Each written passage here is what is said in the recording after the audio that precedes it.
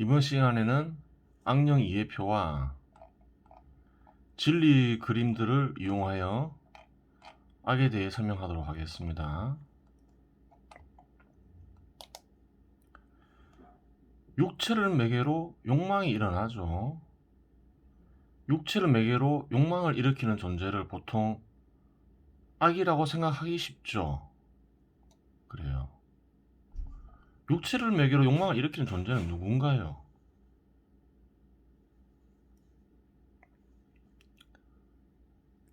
욕망은 필요한 건가요? 필요하지 않은 건가요? 생물이 살아가는데 반드시 필요한 게 욕망이죠. 인간도 욕망이 필요하죠. 식욕이 없으면 어떻게 돼요? 배고파도 안 먹으려 하겠죠. 그래요. 성욕이 안 일어나면 어떻게 되나요? 그래요. 인류는 멸종하겠죠. 욕망은 필요해요. 그래요. 욕망기를 이루어지게 하는 존재는 누군가요?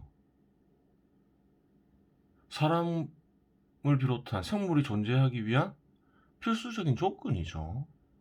그래요. 욕망기를 이루어지게 하는 존재는 절대자인 거예요. 그래요. 욕망기를 이루어지게 하는 절대자는 선인가요? 악인가요? 선악과 무관하죠. 밥을 먹고 남녀 간에 육체적 결합을 하는 게 선과 악과는 상관이 없죠. 그래요. 욕망 역시 인간에게 필요하니까 만들어 놓은 거예요. 그럼 욕망기를 이루어지게 하는 절대자의 의지는 뭔가요? 욕망을 통해서 세상을 이루어지게 하는 것이 욕망기를 이루어지게 하는 절대자의 뜻인 거죠. 그래요. 그럼 어떤 경우에 선악이 생기나요? 욕망을 그릇되게 사용하면 그래요. 악이 되는 거죠. 바르게 사용하면 선이 될 수도 있는 거죠. 선악과 무관할 수도 있고. 성욕이 인다 해서 강간하고 성추행하면 악이 되잖아요. 하지만 정상적으로 성관계를 하면 악이 아니죠. 음식을 먹는 것도 마찬가지죠. 배고프다 해서 훔쳐먹으면 어떻게 되나요? 악이 되는 거죠. 하지만 자기 돈 내고 먹을 거 사 먹으면 악이 아니죠. 선악과 무관한 거죠. 그래요. 욕망 역시 세상을 이루어지게 하는데 필요하기 때문에 절대자가 만들어 놓은 것이다. 이렇게 보면 되는 거죠. 근데 이 욕망은 어떤가요? 욕망이 있기 때문에 악이 생길 수가 있는 거죠. 그릇되게 욕망을 사용하면 악이 되는 거죠. 그래요. 욕망이 인간에게 필요하니까 만들어 놓은 거지. 악을 저질러라고 만들어 놓은 건 아니에요. 욕망을 없애달라고 하면 안 되는 거예요. 절대자의 뜻은 그게 아니에요. 많은 종교들이 욕망을 악처럼 묘사하는데 그건 잘못된 거예요. 절대자의 뜻은 뭔가요? 욕망을 버리는 게 아니에요. 욕망 속에서 절대자의 뜻을 찾고 실현하는 거예요. 그렇게 될 수밖에 없죠. 욕망이 없으면 인간은 존재할 수가 없으니까 그런 거예요. 절대자의 가장 큰 의지는 뭘까요? 세상을 이루어지게 하는 거죠. 그게 바탕이 되는 거죠. 또 그 속에는 또 뭐가 있나요? 욕망을 통해서 세상을 이루어지게 하려는 또 절대자의 뜻이 있는 거죠. 그렇게 되는 거예요. 그 다음에 어떤 존재가 있나요? 이 존재는 악과는 무관하고 육체를 매개로 한 욕망의 실현을 위해 삿된 견해를 만들어 절대자의 뜻을 파괴하려는 존재가 있는 거죠. 대표적인 예가 공산주의를 추구하는 존재. 그거는 이제 이 존재에 속해 있는 거죠. 악의 뿌리가 되는 거죠. 그래요. 삿된 견해를 만들어 절대자의 뜻을 파괴하려는 존재인 거죠. 무엇을 위해서? 욕망의 실현을 위해서 욕망을 아주 잘못되게 사용하는 존재인 거죠. 이게 바로 악의 뿌리예요. 선악 판단하면 어떤가요? 악이죠. 그래요. 그럼 이 존재는 어떻게 생겨났을까? 이런 생각을 해볼 수가 있는 거죠. 이 선상도를 보면서 이해해 볼 수가 있어요. 섭리를 파괴하려면 어떻게 해야 되나요? 섭리를 인식할 수가 있어야 되겠죠. 섭리를 기본적으로 인식하고 사용하는 존재는 누군가요? 절대자인 거죠. 근데 인간도 섭리를 인식하고 사용할 수가 있죠. 그러면 악의 뿌리는 어떻게 생기나요? 절대자가 악의 뿌리는 아니니 인간의 영혼들이 악의 뿌리를 생겨나게 하겠죠. 인간의 영혼에는 어떤 영혼들이 있나요? 육체를 매개로 한 욕망의 실현을 위해 삿된 견해를 만들어 절대자의 뜻을 파괴하려는 존재와 합일한 영혼이 있는 거죠. 악의 뿌리도 있지만 악의 뿌리가 생기기 전에 어떤 게 우선 있어야 되나요? 욕망의 실현을 위해 삿된 견해를 만들어 절대자의 뜻을 파괴하려는 영혼이 우선 있어야 되겠죠. 이런 영혼들이 많아지면 어떻게 되나요? 악의 뿌리가 생기겠죠. 그렇게 되는 거예요. 그런 영혼들이 합쳐지는 거죠. 그러면서 악의 뿌리가 생기는 거예요. 악의 뿌리는 그래요. 절대 악이라고 불리죠. 절대 악령이라고 부를 수 있겠죠. 그래요.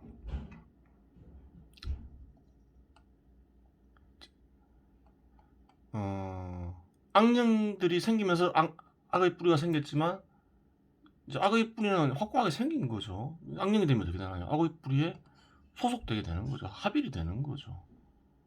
악령 역시 악이죠. 그래요. 천상도를 보면 악의 뿌리가 생기는 원리를 알 수가 있어요. 섭리를 인식할 수 있는 인간계가 생기면서 그래요. 악의 뿌리가 생겨나는 거예요. 악이죠. 그 다음 어떤 게 있나요? 육체를 매개로 한 욕망의 실현을 위해 삿된 견해를 만들어 절대자의 뜻을 파괴하려는 존재와 합일한 영혼이 있죠. 역시 악령인 거죠. 악이죠. 또 악령이나 악령이 만들어낸 사념을 신봉하고 따르는 존재들 역시 있죠. 악령이 종자인 거죠. 자기는 사념을 만들어내지 못해요. 하지만 사념이나 사념을 만들어낸 영혼들을 따르는 자가 있죠. 악령이 종자인 거예요. 당연히 악이죠.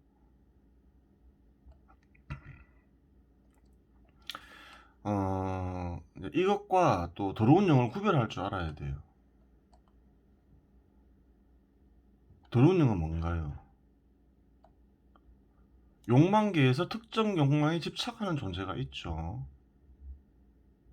특정 욕망에는 여러 가지가 있겠죠. 성욕도 있을 수 있고 식욕도 있을 수 있고. 그 더러운 영은 종류가 다양할 수가 있는 거예요.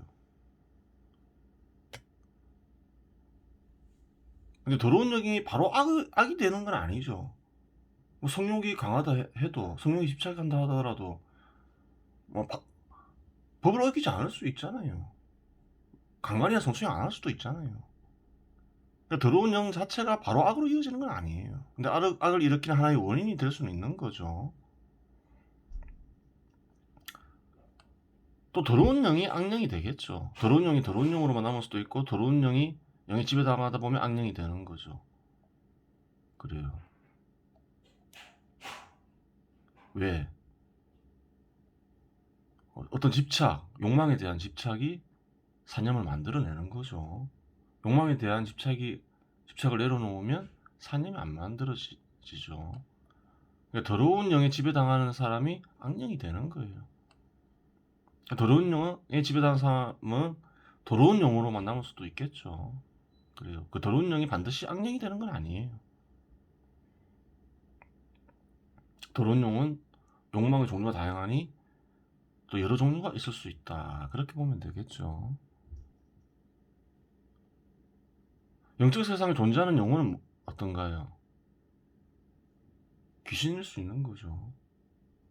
근데 영적 세상에 존재하는 영혼이라 해서 다 귀신이라고 하면 안 돼요. 물질과 공간으로 이루어진 세상에 몸을 가지고 있으면 어떤가요? 그렇죠. 귀신이 아니죠. 근데 육체가 없는 영혼은 뭔가요? 귀신이 되는 거죠. 그래요. 육체가 없다 해서 단순히 악이라고 볼 수는 없는 거죠. 선한 귀신도 있을 수 있고 악한 귀신이 있을 수도 있는 거죠. 그래요. 그럼 영적 세상을 이루어지게 하는 존재, 영적 세상에도 절대자가 있죠. 그 존재를 보통 기독교에서는 성령이라고도 하죠. 성령은 귀신인가요? 아닌가요? 귀신이 아니죠. 절대자의 생각이 변해서 무엇이 된다 했나요? 세상이 이루어진다고 했죠. 물질과 공간으로 이루어진 세상도 세상에 포함되는 거죠. 그러니까 귀신이 아닌 거죠, 성령은. 그렇게 되는 거예요.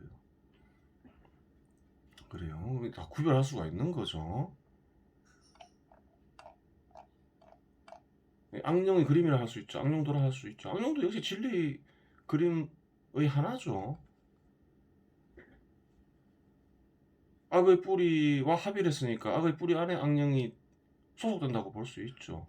그리고 주변에는 악령의 종자들이 있을 수 있는 거죠. 그래요. 악령의 종자 역시 악의 뿌리에 간접적으로 소속돼 있다고 봐야 되겠죠. 그래요. 마음에 삿된 세상을 만들어낼 수 있는 거죠. 후천지역이라고 할 수 있겠죠. 그리고 그걸 실현하면 어떻게 되나요? 현실에서도 실현할 수 있죠. 실현할 수 있는 거예요. 물론 오래 가지 못하겠지만 이렇게 되는 거예요. 이처럼 그림으로 표시할 수도 있는 거죠. 그래요. 이번 시간 여기서 마치겠습니다.